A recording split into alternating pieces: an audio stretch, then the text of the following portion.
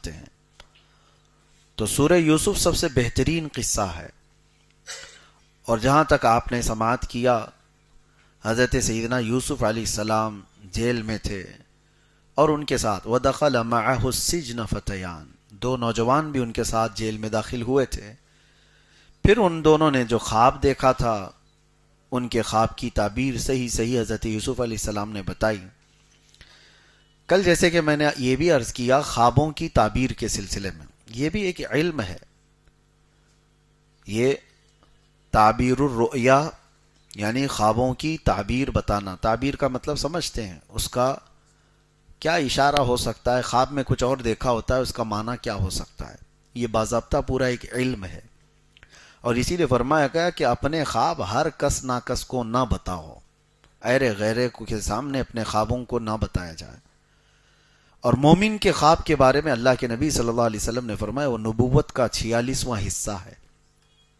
مطلب مومن کے اکثر خواب سچے ہوتے ہیں. نبوت اب بند ہو گئی، کسی کو نبوت نہیں ملنے والی ہے، لیکن اللہ تعالیٰ اپنے بندوں کو ہدایت دیتا ہے تو اس کے ذریعے ہیں. تو یہ خواب جو ہے بندوں کو ہدایت دینے کا ایک راستہ ہے. بسا اوقات تمہیں خواب میں وہ دکھا دیا جاتا ہے جس کی تمہیں حاجت ہو، یا تمہیں کسی چیز سے بڑا نقصان ہونے والا ہو، اس سے تمہیں آگاہ کر دیا جاتا ہے خواب کے اندر. تو خوابوں کی تعبیر ایک اپنا علم ہے.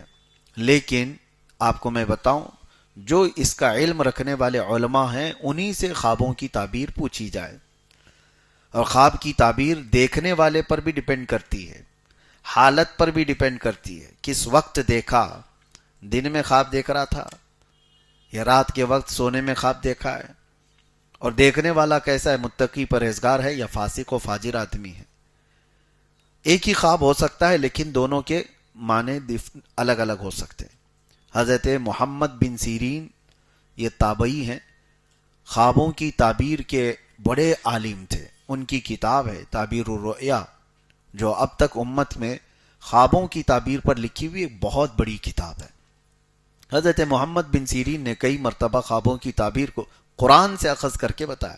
ابھی جیسے ہم نے سورہ یوسف پڑھا ہے، اسی میں ایک آیت کو لے کر کے انہوں نے خواب کی تعبیر کس طرح سے بتائی میں آپ کو بتاتا ہوں. ایک شخص آیا اور اس نے کہا کہ میں نے کل خواب میں دیکھا کہ اذان دے رہا ہوں. اذان دے رہا ہوں یا اذان سن رہا ہوں. سنیے، خواب میں اگر اذان دے رہے ہیں یا سن رہے ہیں تو کیا تعبیر ہو سکتی ہے. تو آپ نے اس کے بیک گراؤنڈ کو چیک کیا اور معلوم کرایا کہ کیسا شخص ہے. یہ بتایا گیا کہ نماز روزے والا ہے، دیندار آدمی. تو آپ نے کہا مبارک ہو تجھے، تو عنقریب حج پہ جانے والا ہے. خواب میں اذان دیتے ہوئے سننا یا اذان خود دے رہا ہو تو اس کی تعبیر یہ ہے کہ وہ حج پر جائے گا. مجلس ختم نہیں ہوئی تھی کہ ایک اور شخص آیا اور اس نے کہا کہ میں نے خواب میں دیکھا ہے کہ اذان دے رہا ہوں یا اذان سن رہا ہوں. تو آپ نے اس کے متعلق معلوم کیا، خواب تو سیم تھا. تو معلوم کیا تو پتہ چلا کہ یہ جھوٹا آدمی ہے، فاسق و فاجر ہے، فلاں فلاں چیزوں میں مبتلا رہتا ہے. تو آپ نے کہا تو نے خواب میں اذان سنا، عنقریب تو چوری کے جرم میں پکڑا جائے گا. کتنی ڈیفرنٹ ہے، بہت زیادہ الگ ہے. دیکھا کچھ اور ہے اور اس کی تعبیر، اور دونوں کو انہوں نے قرآن کی آیت سے بتایا.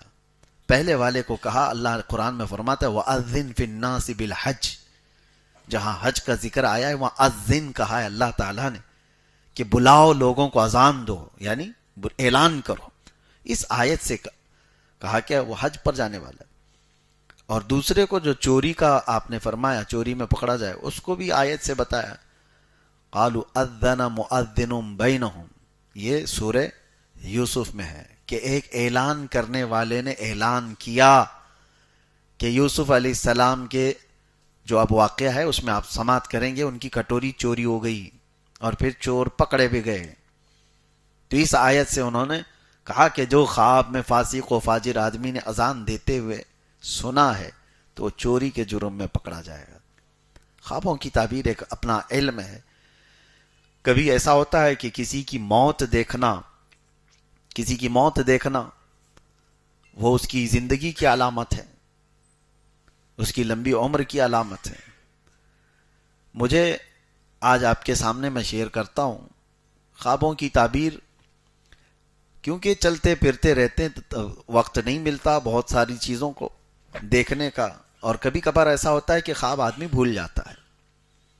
مجھے بات یاد آتی ہے، کچھ بزرگ جو انتقال کر چکے،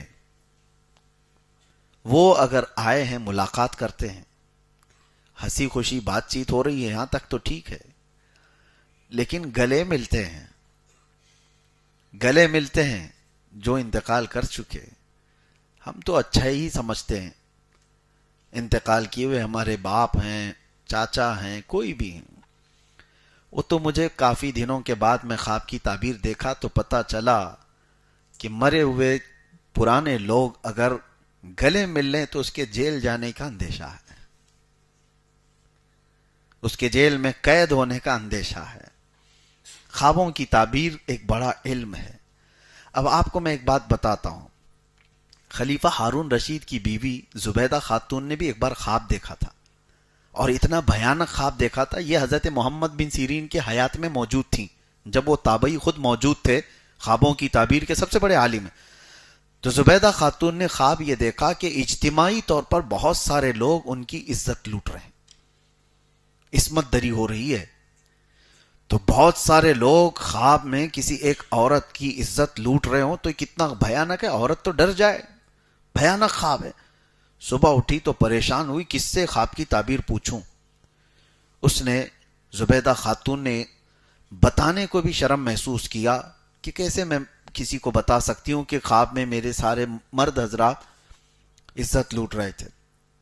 تو اپنی ایک خادمہ سے زبیدہ خاتون نے کہا کہ جاؤ حضرت سیدنا محمد بن سیرین کے پاس اور جا کر کے ان سے کہنا کہ تو نے خواب دیکھا، توجہ چاہتا ہوں، تو نے خواب دیکھا کہ بہت سارے مرد میری عزت لوٹ رہے تھے۔ کیسے کہے گی وہ بادشاہ کی بیوی نے ایسا گندا خواب دیکھا ہے؟ تو نے دیکھا یہ کہنا، اور کیا خواب کی تعبیر بتاتے ہیں وہ آ کر مجھے بتانا۔ لوگ ہمارے پاس بہت آتے ہیں، ان کو پوچھنا ہوتا ہے اپنی بیوی کے بارے میں، لیکن وہ کہتے ہیں میرے دوست کی بیوی کو ایسا مسئلہ ہے۔ کوئی بات نہیں، آپ کی دوست کی بیوی کا بھی ہم جواب دیتے ہیں۔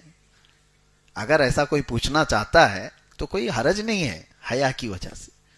خود کی بیماری کو بھی اگر کسی دوسرے پہ ڈال کے پوچھتا ہے، میرا دوست ہے اس کو ایسا پرابلم ہے، کوئی بات نہیں، آپ کو بھی ہو سکتا ہے۔ تو ہمیں اتنا تو اندازہ ہوتا ہے۔ تو یہ زبیدہ خاتون نے بھیجا اپنی خادمہ کو یہ کہہ کر کے تو کہنا کہ تو نے خواب دیکھا ہے۔ اب ہوتا کیا ہے سنیے، ایسے خوابوں کو آپ ہمارے پاس مت بھیجنا۔ وہ خادمہ تو گئی حضرت محمد بن سیرین کے پاس، وہ چلتے پھرتے آدمی نہیں تھے، خوابوں کی تعبیر کے بڑے عالم تھے۔ کہا کہ حضور ایک بڑا بھیانک خواب میں نے دیکھ لیا کل۔ کہا کیا دیکھا؟ کہا بہت سارے مرد میری عزت لوٹ رہے تھے، میں ڈر گئی صبح اٹھ کر کے۔ تو آپ نے پوچھا اچھا کیا کام کرتی ہوں؟ تو اس نے کہا میں خادمہ ہوں، کنیز ہوں محل میں۔ تو آپ ہنسنے لگے، جھوٹ بول رہی ہے، تو یہ خواب دیکھ ہی نہیں سکتی، تو نے یہ خواب دیکھا ہی نہیں، جھوٹ کیوں بول رہی ہے؟ اس نے کہا آپ کو کیسے پتا؟ کہا پتا ہے، تو خدمت کرنے والی باندی ہے، اور یہ اس قسم کا خواب تو نہیں دیکھ سکتی۔ تو اس نے کہا اچھا چھوڑیے، کوئی بھی بات ہو، کوئی بھی دیکھا ہو۔ کہا کون دیکھا ہے بتاؤ۔ پھر اس خادمہ نے بتا دیا کہ خلیفہ ہارون رشید کی بیوی ملکہ زبیدہ نے خواب دیکھا۔ تو حضرت محمد بن سیرین نے کہا ڈرنے کی بات نہیں، جاؤ اس خواب کی تعبیر اتنی اچھی ہے کہ جا کر اپنی خاتون سے کہو عنقریب وہ ایک ایسا کام کرے گی جس سے پوری امت نفع اٹھائے گی، امت کا ایک بہت بڑا حصہ اس سے فائدہ اٹھائے گا۔ اور خواب کی تعبیر ہی ہے کہ حضرت زبیدہ خاتون حج پر آئیں، عرفات کے میدان میں دیکھا حاجیوں کو پیاس سے بلکتے ہوئے، انہوں نے وہیں پر یہ اللہ کی بارگاہ میں عہد کیا کہ مولا تیرے مہمانوں کو پانی پلانے کا میں انتظام کروں گی۔ اور اس کے بعد زبیدہ خاتون نے دریائے دجلہ بغداد سے لے کر عرفات کے میدان تک 1400 کلومیٹر کی نہر بنائی، اور وہاں سے جب پانی چھوڑا تو میدان عرفات تک پانی آ گیا، اور 1 2 نہیں 1200 سال تک حاجی لوگ اس سے پانی پیتے رہے۔ اس خواب کی تعبیر تھی یہ، 1200 سال تک لوگ اس سے نفع اٹھاتے رہے چلچلاتی ہوئی دھوپ میں، اس کے علاوہ پانی کا کوئی وہاں پر ذریعہ نہیں تھا۔ اب جا کر کے وہ بند ہو گیا جب سعودی حکومت آئی، لیکن اس کی باقیات آج بھی موجود ہیں۔ آج بھی وہ نہر اسی انداز سے حجاج کرام جو بھی جاتے ہیں زیارت کرتے ہیں وہ دیکھتے ہیں، عرفات کے میدان سے مزدلفہ جانے کے وقت یہ نہر زبیدہ نظر آتی ہے آج بھی۔ اور حد تو یہ ہے کہ خلیفہ ہارون رشید نے ان سے پوچھا تھا کتنی لاگت آئی اتنی لمبی نہر بنانے میں، تو زبیدہ خاتون نے کیا کہا اپنے شوہر سے، کہا میں یہ قومی خزانے سے پیسے نہیں لی تھی، یہ میرے ذاتی خرچے کے پیسے تھے، اس سے میں نے بنوائے۔ قومی خزانے سے اگر بنائی ہوتی تو میں آپ کو حساب دیتی، یہ میرے ذاتی خرچوں سے میں نے بنایا، لہٰذا حساب میں آپ کو بھی نہیں دوں گی، قیامت کے دن صرف اللہ کے پاس ہوگا۔ آج تک کسی کو پتہ نہیں اس نہر میں کتنی لاگت آئی، کتنا پیسہ گیا، وہ اللہ والے لوگ تھے۔ تو بہرحال خواب کے سلسلے میں یہ بتا رہا تھا، اور یہ سورہ یوسف بھی شروع ہوتا ہے خواب سے ہی۔ میں نے کل ہی بتایا تھا حضرت یوسف علیہ السلام نے خواب میں کیا دیکھا تھا، کل کی اگر آپ کو تفسیر یاد ہو تو انہوں نے خواب میں کیا دیکھا تھا، 11 ستارے، 1 چاند اور 1 سورج ان کو سجدہ کر رہا۔ یہ خواب ذہن میں رہے، اور اس کے بعد کیا کیا ہو گیا یوسف علیہ السلام کے ساتھ، بھائیوں نے کنویں میں ڈال دیا، وہاں سے قافلہ اٹھا کر لایا بازار مصر میں، وہاں پر ان کو نیلام کیا گیا، پھر بیچ دیا گیا، عزیز مصر کے گھر آئے، زلیخا خاتون فدا ہوئی، الزام لگا، جیل گئے، جیل میں کتنے سال، 1400 سال چلے گئے۔ اس کے بعد وہ وقت آیا جب بادشاہ نے بھی خواب دیکھا۔ دیکھیں خواب کے ارد گرد گھوم رہی ہے بات۔ اس زمانے کا جو بادشاہ تھا اس نے خواب دیکھا۔ وہ خواب کیا دیکھا، وقال الملك انی ارى 7 بقرات سمان یاکلهن 7 عجاف۔ وہ کہتا ہے کہ میں خواب میں دیکھا کہ 7 بھینسیں ہیں سوکھی ہوئی، و7 سنبلات خضر واخر یابسات، اور 7 سوکھے گھاس کی اور 7 اچھے والے اناج کی اوٹ دیکھا۔ ایک خواب ایسا تھا 7 بھینسیں ہیں، اور اس میں 7، اس کو کیا کہتے ہیں، گھاس کا جو اوٹ بناتے ہیں کسان لوگ بناتے ہیں بیلوں کے چارے کے لیے، اور 7 ہرے گھاس کے اور 7 سوکھے گھاس کے۔ اس طرح سے اس نے دیکھا یہ 7 کا عدد کیا ہے، وہ پریشان ہوا۔ تو اس نے صبح اٹھ کر کے اپنے درباریوں سے پوچھا کہ کوئی ہے جو میرے خواب کی تعبیر بتائے، تو اس کے درباریوں میں وہ چھوٹا ہوا قیدی موجود تھا جس کے خواب کی تعبیر حضرت یوسف علیہ السلام نے جیل میں بتائی تھی، جو انگور کا رس نچوڑ رہا تھا، وہ آزاد بھی ہو گیا۔ اس نے کہا کہ ہاں مجھے ایک آدمی پتا ہے جو جیل کے اندر رہتا ہے، خوابوں کی سچی سچی تعبیر بتاتا ہے۔ تو بادشاہ نے کہا اس کو لے آؤ۔ تب یوسف علیہ السلام کو جیل سے آزاد کر کے لایا گیا۔ یوسف افتنا فی 7 بقرات، یوسف ایھا الصدیق افتنا فی 7 بقرات۔ اب بادشاہ کہتا ہے اے یوسف میرے یہ 7 بھینسوں والے خواب کی تعبیر بتاؤ کیا ہوگا۔ تو حضرت یوسف علیہ السلام نے کہا کہ تمہارے خواب کی تعبیر یہ ہے کہ 7 سال جو ابھی آئیں گے تمہارے بہت خوشحالی کے ہوں گے، غلہ اناج سب زیادہ ہو جائے گا۔ ثم یأتی بعد ذلك عام فیہ یغاث الناس وفیہ یعصرون، اس کے بعد پھر ایسا وقت آ جائے گا کہ لوگ جو ہے بھوکے اور پیاسے ہو جائیں گے، پوری زمین سوکھ جائے گی، اناج غلہ ختم ہو جائے گا، لوگ اپنے آپ کو بیچنے لگ جائیں گے، سب چیزیں اٹھا اٹھا کر بیچ دیں گے، تو کیا کرنا چاہیے؟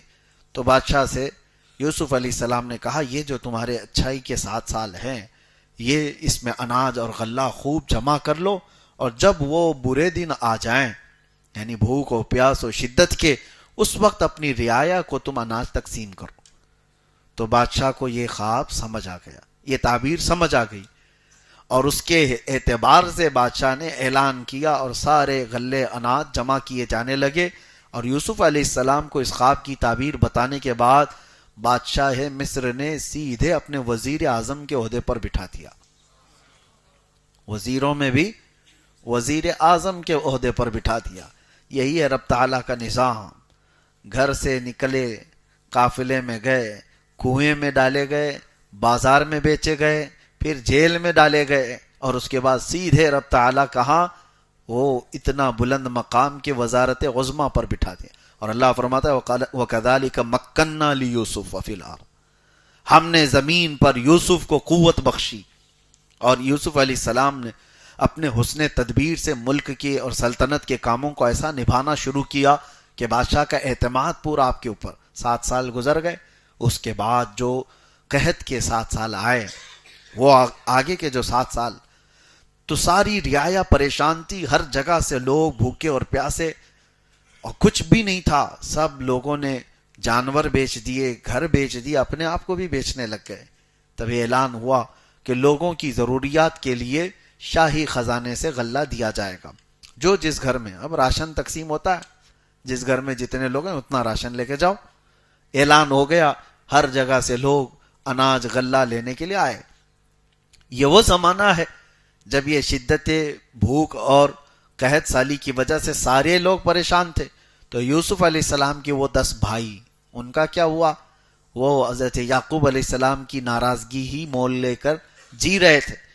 یعقوب علیہ السلام کا حال یہ تھا کہ اپنے بیٹے کی جدائی کے غم میں روتے روتے ان کی آنکھیں چلی گئی تھی. نبی تھے یعقوب علیہ السلام، لیکن یوسف علیہ السلام سے بے انتہا محبت کرتے تھے، اور اتنا غم تھا آپ کو کہ آپ کی بینائی چلی گئی. تو اللہ تبارک و تعالیٰ نے حضرت یعقوب علیہ السلام کے دل کو سکون دینے کے لیے ایک اور بیٹا عطا کیا یعقوب علیہ السلام کو، جن کا نام بنیامین رکھا گیا. بنیامین، یوسف علیہ السلام کے جانے کے کئی سالوں بعد بنیامین پیدا ہوئے. اور حضرت یعقوب علیہ السلام اب یوسف علیہ السلام کے مقام پر بنیامین کو زیادہ پسند کرتے تھے، اپنے قریب رکھتے تھے، ان سے محبت کرتے تھے، جیسے یوسف علیہ السلام کے ساتھ تھا. بہرحال اب غلہ اور اناج جب بٹنے کی بات آئی تو یہ 10 بھائیوں کو بھی حضرت یعقوب علیہ السلام نے کہا جاؤ، بادشاہ مصر غلہ اور اناج تقسیم کر رہا ہے، تم لوگ بھی اپنے حصے کا لے آؤ. یہ 10 لوگ نکلے اور آئے. ان کو تو خبر ہی نہیں ہے یوسف کہاں ہیں. یہ تو کنویں میں ڈال کر ختم سمجھ رہے تھے، ان کی زندگی کا خاتمہ سمجھ بیٹھے تھے. اس کنویں سے، زہریلے کنویں سے بھلا زندہ کون نکلے گا جس میں یہ لوگ ڈال کے آئے تھے؟ لیکن اللہ جہاں سے چاہے نکالے.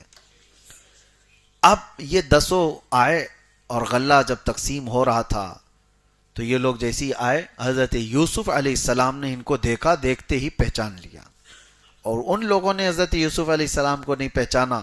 بادشاہ وقت کا وزیر اعظم ہے، اتنے بڑے مقام پر ہے.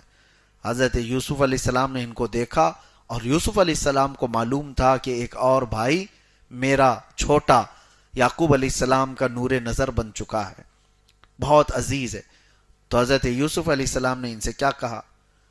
ہم تمہیں غلہ نہیں دیں گے. تمہارے گھر میں کتنے لوگ ہیں؟ کہا 10 اور ایک ہمارا بھائی. کہا جاؤ اس کو بھی لے آؤ، اس کو لے کر کیا ہو؟ انہوں نے کہا نہیں، اس کو ہمارے ابا نہیں بھیجیں گے. کہا کیوں نہیں بھیجیں گے؟ کہا اس سے پہلے ہمارا ایک بھائی ایسے ہی غائب ہو گیا، اس کے ساتھ حادثہ ہوا فلاں فلاں سب. وہ کس کو کہہ رہے ہیں؟ یوسف علیہ السلام کو کہہ رہے ہیں. اور کہا کیا وہ اب ہمارے والد کا نور نظر ہے، اس کو ہم نہیں لا سکتے.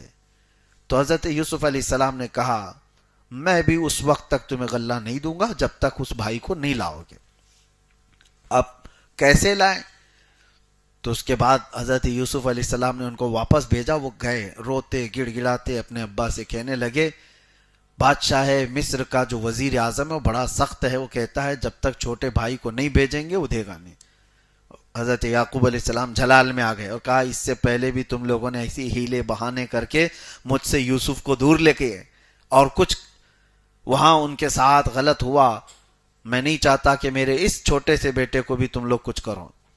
انہوں نے قسمیں کھائی، قدموں پہ گرے اور کہا کہ ہم سے جو خطا ہوئی، اتنے سالوں سے ہم آپ کی ناراضگی مول لیے ہوئے ہیں، ہرگز ایسا نہیں ہوگا، پوری ان کی حفاظت کریں گے، ان کے بغیر تو بادشاہ ہمیں کچھ دینے کو راضی بھی نہیں. حضرت یعقوب علیہ السلام نے ان کو بھیج دیا، چھوٹے بیٹے کو بھی. بنیامین کو لے کر کے 10 بھائی آئے تو حضرت یوسف علیہ السلام نے سب کو دیکھا، اور اس کے بعد غلہ جب تقسیم کر رہے تھے سونے کی کھٹوری سے اناج دیا جاتا تھا. یوسف علیہ السلام نے اپنے چھوٹے بھائی کے جھولے میں وہ سونے کی کھٹوری ڈال دی اور اس کے بعد سب کو بھیج دیا. تھوڑی دیر گزری تھی کہ آپ نے اعلان کروایا کہ شاہی خزانے کی کھٹوری چوری ہو گئی، ناکہ بندی کی جائے اور تلاشی لی جائے. کون لوگ ہیں جنہوں نے یہ چرایا ہے؟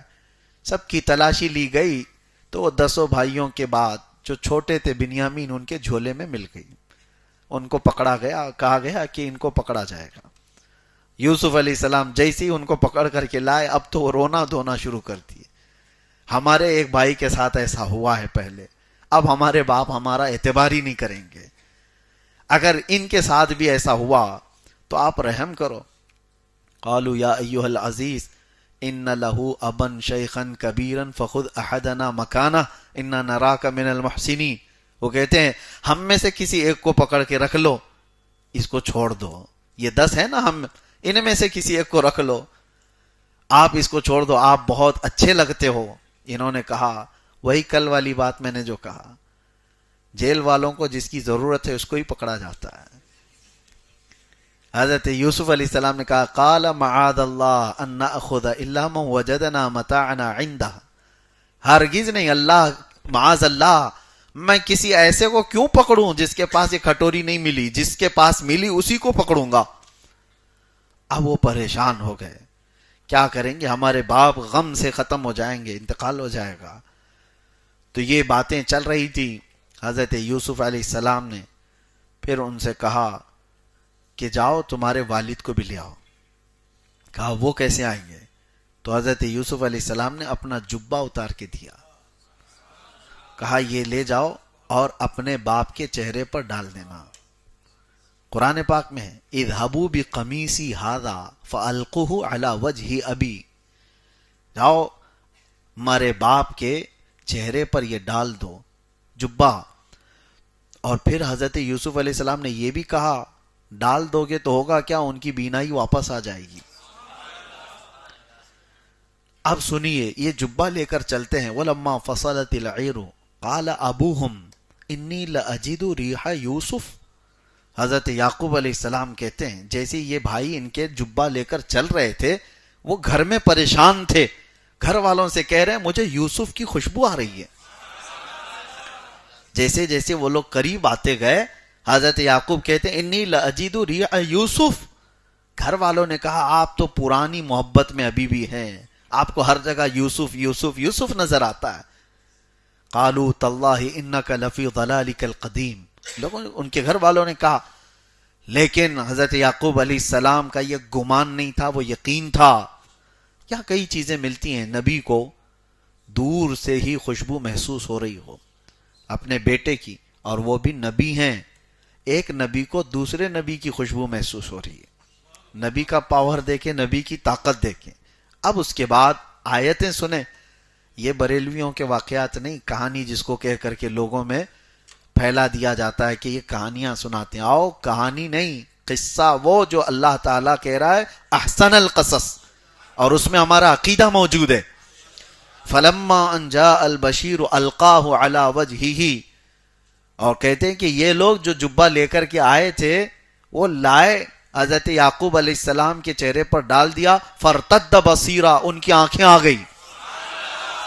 ارے نبی کا جبہ لگا ہے، نبی کا جبہ، اور یوسف علیہ السلام کا جبہ اگر نبی کو، اور وہ بھی ان کے باپ ہیں یعقوب علیہ السلام، ان کے چہرے پر ڈالا تو قرآن کہتا ہے فرتد بصیرہ، ان کی آنکھیں واپس آ گئی. لوگ ہمیں شرک شرک شرک کے فتوے دیتے رہ گئے کہ یہ نبی پاک کے منہ مبارک سے فائدہ اٹھاتے ہیں، یہ نبی پاک صلی اللہ تعالی علیہ وسلم کے نالین پاک سے جبہ مبارک سے فائدہ اٹھاتے ہیں. قرآن میں پڑھو یعقوب علیہ السلام نے اپنے بیٹے نبی یوسف علیہ السلام کے جبے سے فائدہ اٹھایا اور آنکھیں واپس آئی. اب یہاں اندازہ کرو ایک نبی کا جبہ دوسرے نبی کو فائدہ دے سکتا ہے تو امتی کو کیوں نہیں دے سکتا؟ ارے امتی کو تو بدرجہ اولا دے گا، نبی کو جب فائدہ دے رہا ہے تو امتی کو کیوں نہیں دے گا؟ اور دوسری بات یہ ہے میرے عزیزو، حضرت یوسف علیہ السلام کا وہ جو جبہ ہے، قرآن پاک کی یہ بات میں کہہ رہا ہوں، جو آپ کے جسم سے مس ہوا یہی تو اس کا تعلق ہوگا. اس کے علاوہ اس جبے میں کیا کوئی چیز ہے؟ کوئی کرنٹ تھا؟ کچھ اور تھا؟ جسم پاک سے آپ کے مس تھا. یہی تو نسبتوں کے قائل سنی ہیں. جسم سے جو لگ جائے وہ چیز متبرک ہو جاتی ہے, وہ اعلیٰ ہو جاتی ہے. اور یہ ہمارا نہیں, ام سلمہ رضی اللہ تعالی عنہا ام المومنین حضور کی زوجہ ہیں. حضور کی زوجہ, ان کے پاس حضور صلی اللہ علیہ وسلم کے 3 موئے مبارکہ تھے اور وہ اپنے پاس سنبھال کر رکھتی. مدینے میں جب کبھی کوئی بہت بیمار ہوتا, حضرت ام سلمہ وہ دھو کر کے اس کا پانی دیتی, اس کو شفا مل جاتی. یہ برسوں تک معمول رہا اور یہ ازواج مطہرات کا معمول تھا. لوگ آج اور جن کو تبرک سے کچھ لینا دینا ہے ہی نہیں, مر گیا مردود, نہ فاتحہ نہ درود, انہیں کیا ان کے دلیلوں سے فائدہ ہو. ہاں, نبی آخر الزمان صلی اللہ تعالی علیہ وسلم کی چیزوں سے. ابھی آپ آگے کی تفسیریں پڑھیں گے. حضرت جبرائیل جس راستے پر چل رہے تھے موسیٰ علیہ السلام کا گھوڑا پکڑ کر کے, جب وہ دریا عبور کر کے, آپ کو حکم ہوا تھا فرعون سے بچنے کے لیے عصا مارو 12 راستے کھل جائیں گے. آپ اپنی فوج کو لے کر, اپنے مومنین کی جماعت کو لے کر موسیٰ علیہ السلام دریا عبور کر رہے تھے. اس وقت سامری نام کا ایک شخص جو امت موسوی میں تھا, اس نے دیکھ لیا تھا جبرائیل کو گھوڑا پکڑ کر کے آگے جا رہے ہیں. ایک ملک ہے, یعنی فرشتہ ہے. ان کے پیروں کے نیچے کی مٹی اٹھایا تھا, ان کے پیروں کے نیچے کی مٹی اٹھایا. اور جب موسیٰ علیہ السلام کوہ طور پر گئے تھے تو اس نے کیا کیا, پورے لوگوں کے سونے چاندی جمع کیے, پگھلا کر کے ایک بچڑا بنایا. ہاں, وہاں پر بھی اس نے گاؤں ماتا بنایا اور اس کے بعد اس میں وہ مٹی ڈال دیا. کون سی؟ جو جبرائیل امین علیہ السلام کے قدموں کے نیچے سے اس نے اٹھایا تھا. ہاں, قرآن پاک میں قال بصرت بما لم يبصروا به فقبضت قبضة من اثر الرسول فنبذتها وكذلك سولت لي نفسي.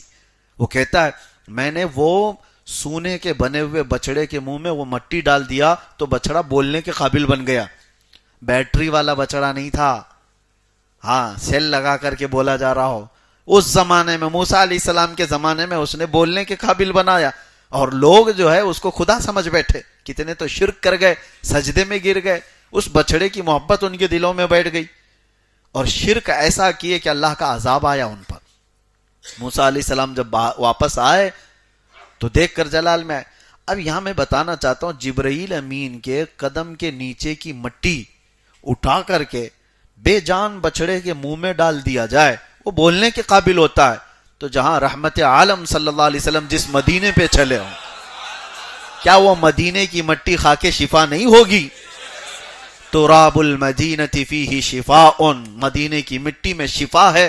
غبار المدینۃ فیہ شفاء, وہاں کی دھول میں بھی شفا ہے. صحابہ جب مدینہ طیبہ سے چلتے تھے تو اپنے چہروں پر لگی ہوئی دھول کو صاف نہیں کرتے, اکثر اس لیے کہ وہ جلد کے لیے شفا ہے. حضور پاک صلی اللہ علیہ وسلم کے قدم جہاں پر پڑے ہیں وہ شفا ہے. جو چیز مس ہوئی, یہ قرآن کے عقیدے کی بات میں بتا رہا ہوں.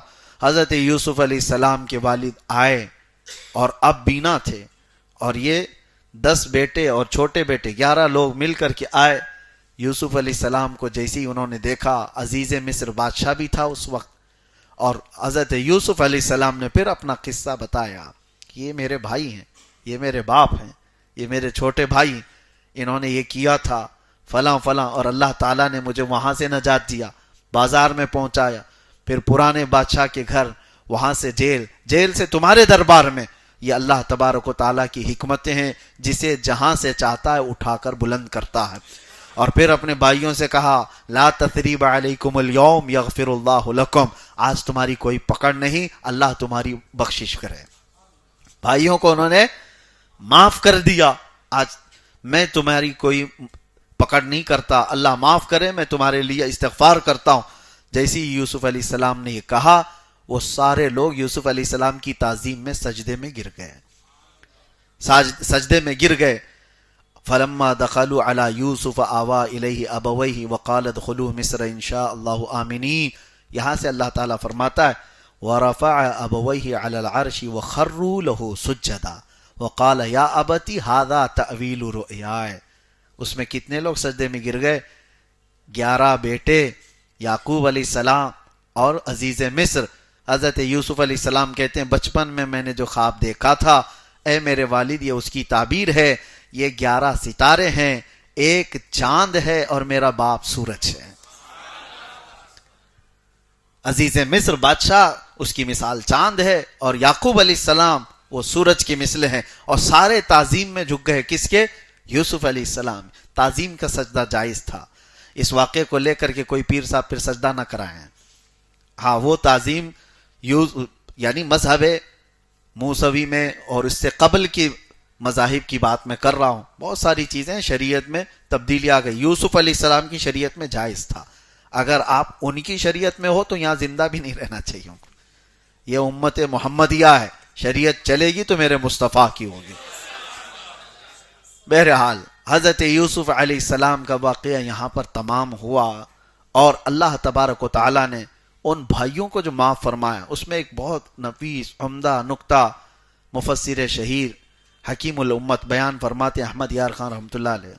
دیکھیں توجہ، بھائی جو ہے اگر دیکھا جائے تو ایک نبی کے ساتھ انہوں نے بہت بڑا برا کام کیا ہے، نبی کو مارنے کا کام، اور نبی کے ساتھ جب کوئی اس طرح کی حرکت کرتا ہے تو معاف ہوتا نہیں۔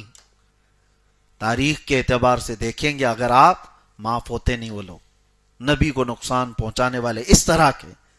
لیکن یہاں پر ان بھائیوں کو جو معاف کیا گیا اس کی ایک وجہ بتائی گئی۔ آپ سوچیں حضرت یوسف علیہ السلام کو انہوں نے کنویں میں جو ڈالا، وجہ کیا تھی ان کی؟ کس لیے وجہ کیا تھی؟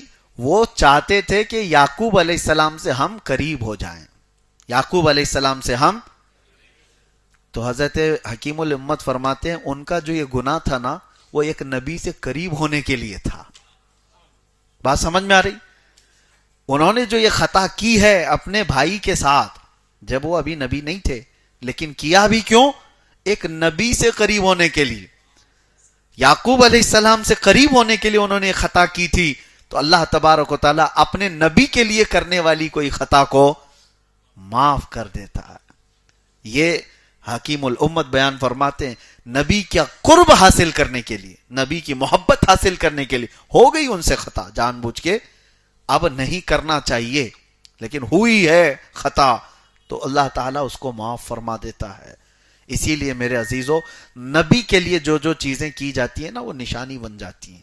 اسی طرح سے آج بھی ہاجرہ، سیدہ ہاجرہ کا دوڑنا یہ نشانی کیوں بن گیا؟ پانی پلانے کے لیے اپنے بیٹے کے لیے وہ دوڑتی رہیں، پانی تو ان کو ملا نہیں، اللہ تعالیٰ نے اسماعیل علیہ السلام کے قدموں کے نیچے سے پانی ظاہر کر دیا، لیکن ان کا دوڑنا عبادت کیوں ہو گیا؟ اس لیے کہ وہ ایک نبی کی پیاس بجھانا چاہ رہی تھی، ایک نبی کے لیے دوڑی تو وہ نشانی بن گئی۔ آج جو نبی کے لیے کھڑا ہوگا وہ دنیا کی نشانی بن کر رہے گا، جو نبی کی محبت میں کھڑا ہو اللہ تبارک و تعالیٰ اسے نشانی بنا دیتا ہے۔ سورہ یوسف کو اللہ تبارک و تعالیٰ نے جتنی تفصیل سے بیان کیا ہے، آپ کو بھی چاہیے کہ سن کر کے چلے نہ جاؤ، بلکہ اپنے بچوں کو بھی یہ احسن القصص بیان کرو۔ اللہ کے نبی یوسف علیہ السلام کون تھے، ان کا خاندان کیا تھا، ان کے ساتھ کیا کیا ہوا، بعد کی بہت سارے الحاقات میں قرآن میں جتنا آیا میں نے آج بیان کر دیا، اور بھی کچھ بہت ساری چیزیں حضرت زلیخا کے بارے میں بہت ساری روایات آئی ہیں کہ یوسف علیہ السلام سے پھر ان کی ملاقات ہوئی، بعد میں انہوں نے یوسف علیہ السلام کو معاف بھی کیا، ان کی عمر بھی زیادہ ہو گئی تھی، پھر اللہ تبارک و تعالیٰ نے یوسف علیہ السلام کی دعا سے ان کو جوانی بھی دی اور پھر انہوں نے نکاح بھی کیا۔ یہ دوسری روایات ہے لیکن قرآن پاک میں اس کا ذکر نہیں ہے۔ بہرحال بہت ساری چیزیں ایسی ہیں جس کا ضروری نہیں ہے حضرت زلیخا کے ساتھ کیا ہوا کیا نہیں ہوا، ہمیں جتنا بتایا گیا ہے اتنا جاننا ضروری ہے، اور جس چیز سے ہمارے لیے عبرت ہے اللہ نے اس کو بیان کر دیا یا رسول اللہ نے اس کو بیان کر دیا۔ لیکن کچھ لوگ، ابھی مجھے بہار سے ایک فون آیا تھا اور وہ کہہ رہے ہیں کہ مسلسل 1 مہینے سے میں آپ کو رابطہ کرنے کی کوشش کر رہا ہوں، بہت پریشان ہوں۔ تو میں نے پوچھا کیا ہے، کس چیز کے لیے، کون سی ایسی چیز ہے؟ انہوں نے کہا حضرت موسیٰ علیہ السلام کی بیوی کا نام کیا تھا؟ تو میں کہا آپ کو اس سے کیا لینا دینا ہے؟ امت محمدیہ میں آپ کو کسی چیز نہیں، میں بس ایسی پریشان تھا. اسی طرح سے حضرت امام احمش ایک بڑے بزرگ تھے، ان کے پاس ایک نے سوال کیا تھا شیطان کی بیوی کا نام کیا تھا؟ آپ نے جواب میں کہا میں اس کی شادی میں گیا نہیں تھا. لا یعنی چیزوں کو مت پوچھو. جو تمہاری زندگی میں حلال و حرام، فرض اور واجب، وہ چیزیں جو تم سے تمہاری شریعت سے ریلیٹڈ ہیں، تمہاری زندگی سے تعلق رکھتی ہیں، وہ سوالات کیے جا سکتے ہیں اور ان کی کھوج بھی کی جا سکتی ہے. باقی دو تاریخ کا حصہ ہے، پچھلے تاریخ کا حصہ جتنا اللہ نے اور اس کے رسول نے ہمیں بتایا بس اتنا ہی کافی ہے. اور باقی ان کی زندگیاں جتنی طویل گزری ہیں. اب 1,24,000 کم و بیش نبی، ان پر ایمان ہے یا نہیں؟ سب کا ذکر نہیں آیا ہے قرآن پاک میں اور حدیث پاک میں، سب کا ذکر نہیں آیا. اور آپ کو حکم بھی نہیں دیا گیا کہ ڈھونڈ ڈھونڈ کے نکالو ابھی، اور آپ کر بھی نہیں سکتے. جتنے نبیوں کے ذکر آپ کو ضروری تھے، عبرت کے لیے سنانے تھے، اللہ نے سنا دی اور نبی پاک صلی اللہ علیہ وسلم نے بتا دی. تو جتنا ہمارے پاس تاریخ کا حصہ ہے اتنا ہی ہمیں معلوم کرنا چاہیے، اس کے علاوہ کی ضرورت نہیں. ہاں، آپ کو زندگی گزارنے کے معاملات پر ضرور توجہ دینی چاہیے. حلال کیا ہے، حرام کیا ہے، میرے لیے یہ کھانا صحیح ہے یا نہیں، یہ کام کرنا صحیح ہے یا نہیں، ان تمام چیزوں کی تحقیقات کرو. اللہ تبارک و تعالیٰ کہنے سننے سے زیادہ عمل کی توفیق عطا فرمائے. ایک آیت کریمہ اور ہم نے تلاوت کی ہے. اللہ فرماتا ہے الذین آمنوا وتطمئن قلوبهم بذکر اللہ الا بذکر اللہ تطمئن القلوب. اللہ فرماتا ہے بے شک وہ لوگ جو ایمان لائے ان کے دلوں کا سکون اللہ کے ذکر سے ہے. آگاہ ہو جاؤ، آگاہ ہو جاؤ. اللہ بذکر اللہ، اللہ فرماتا ہے خبردار، اللہ کے ذکر سے دلوں کو سکون ملتا ہے. اپنے دل کو سکون دینا چاہتے ہو، قرار واقعی دینا چاہتے ہو، اللہ کے ذکر میں اپنے آپ کو مصروف رکھو. برسوں ہو جاتے ہیں، مہینوں ہو جاتے ہیں، لوگ اللہ کا ذکر نہیں کرتے. ذکر کی کئی قسمیں ہیں. ذکر باللسان یعنی زبان سے، ذکر بالجوارح اعضاء سے بھی اللہ کا ذکر کرتا ہے آدمی، اور عبادت کے ذریعے سے بھی اللہ کا ذکر کرتا ہے، قلب سے بھی اپنے اللہ کا ذکر کرتا ہے. ذکر کے کئی طریقے ہیں اور اللہ نے قرآن میں کیا فرمایا؟ فَاذْكُرُونِي اذکرکم، تم میرا ذکر کرو میں تمہیں یاد کروں گا. اللہ تبارک و تعالیٰ کا یہ وعدہ ہے، اور وہاں یاد کرے گا جہاں دنیا تمہیں یاد نہ کرے. تمہاری قبر میں کوئی تمہیں پوچھنے والا نہیں، لیکن اللہ تبارک و تعالیٰ تمہیں وہاں پر یاد فرمائے گا. تو یہ ذکر کے بغیر مردہ ہے آدمی.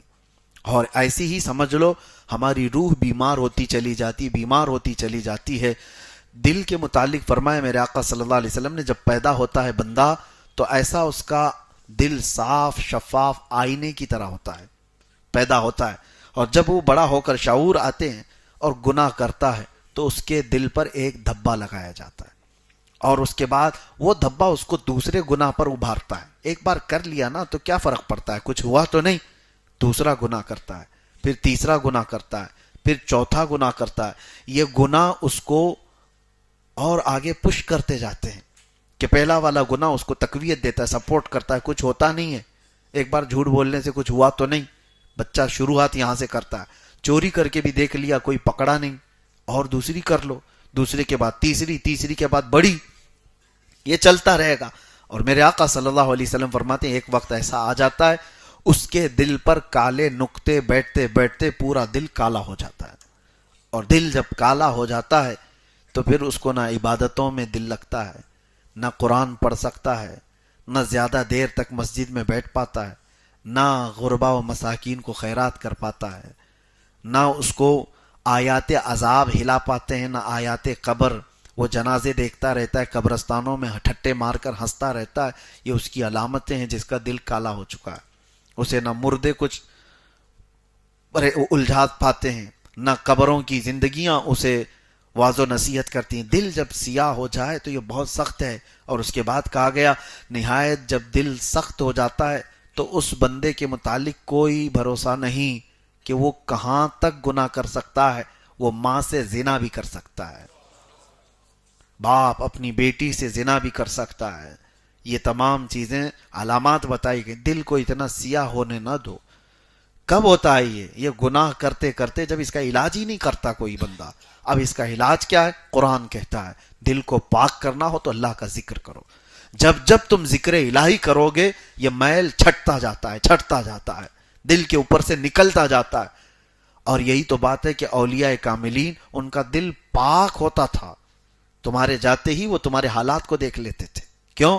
ان کا دل آئینہ ہے، تم جو سوچ کر کے آئے ان کے آئینے میں چھپ جاتی تھی باتیں، ساری چیزیں. سامنے والا کیا سوچ کر کے آ رہا ہے، اس کے دل میں کیا چل رہا ہے، یہ اس ولی پاک کے دل پر چھپ جاتی. کیوں؟ پاک ہے دل. اور جب پاک دل جس طرف بھی گھومتا ہے وہ لوگوں کو چمکا کے جاتا ہے. مولانا روم رحمت اللہ علیہ فرماتے شیشے کا ایک ٹکڑا دن کے وقت لے لو اور اس کو دیواروں پہ جس طرف بھی سورج کو دکھا کر کے اجالا کرو گے تو دیواروں پر بھی یہ شیشے کی روشنی جائے گی کہ نہیں جائے گی؟ حالانکہ وہ لائٹ نہیں ہے، اس میں بیٹری نہیں ہے، لیکن دھوپ کی وجہ سے تمہارے ہاتھ کا شیشہ چمکتا ہے. جدھر بھی تم کرو گے، دیوار پہ، کسی کے منہ پہ، کہیں پر بھی. بچپن میں ہم کھیلتے تھے تو یہ شیشے کی روشنی ریفلیکٹ ہوتی ہے اور دوسری جگہ جا کر کے پڑتی ہے. مولانا روم رحمت اللہ علیہ فرماتے ہیں بندے دیکھ، یہ شیشے کی اصلی روشنی نہیں، یہ سورج کی روشنی ہے. اس لیے اس سے آ کر کے تیرے دیوار کو، تیرے چہرے کو چمکا رہی ہے کہ شیشہ صاف ہے. وہی تو کوئلہ لے کر کھڑا ہو جا اور سورج کی روشنی اس پر جتنی بھی پڑے تو جدھر بھی گھما کوئی روشنی نہیں ہوگی. شیشے کے ذریعے سے سب جگہ تو روشن کرتا ہے. یہی اولیاء اکرام کی مثال ہے کہ ان کا دل پاک ہوتا ہے تو آفتاب رسالت سے سیدھے روشنی پڑتی ہے. میرے آقا صلی اللہ تعالی علیہ وسلم کے نور کی سیدھے روشنی ان کے دل پر پڑتی ہے اور پھر وہ جس طرف بھی رخ کرتے ہیں ہزاروں کو چمکا کر کے چلے جاتے ہیں. اولیاء کاملین کا دل پاک ہوتا ہے تو ان کی روشنیاں دوسروں پر پڑتی ہیں، لیکن اگر سامنے والا کے بھی دل پاک ہو جائے تو پھر یہ روشنی آگے نور نالا نور ہوتی چلی جائے. اللہ تبارک و تعالی ہمارے قلوب کو منور و مجلہ رکھے، ہمارے دلوں کو پاکیزہ اور طہارت عطا فرمائے. میرے آقا صلی اللہ تعالی علیہ وسلم کا نور اور ان کی روشنیاں ہمارے دل کا سرور بنائے. وآخر دعوانا ان الحمدللہ رب العالمین. السلام علیکم.